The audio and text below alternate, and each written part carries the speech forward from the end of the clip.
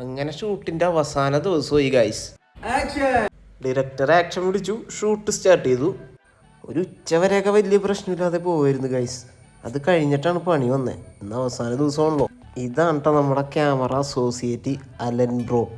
ജോമോനെ, നീ വീണാലും ക്യാമറ താഴെ ഇടലേടാന്നും പറഞ്ഞ് കീർത്തൻ പതിയെ വണ്ടി സ്റ്റാർട്ട് ചെയ്തിട്ടോ. മാവേലിയുടെ ഷൂട്ട് എടുത്ത് തിരിച്ച് ലൊക്കേഷനിൽ എത്തിയപ്പോൾ ദേ ഇരിക്കണ 2 പേര്. പോയപ്പോൾ എങ്ങനെയാണ് ഇരുന്നത് അതേപോലെ തന്നെ. ഞാൻ ഒറ്റയ്ക്കിരുന്ന് പൂക്കളം കുളമാക്കുന്നത് കണ്ട് എന്നെ സഹായിക്കാൻ വന്ന പ്രിയപ്പെട്ട നായകനാണിട്ടത്. നായകനെ മനസ്സിലായി. അന്ത പയ്യൻ ഇൻ ദ സ്ക്രിപ്റ്റ് റൈറ്റർ.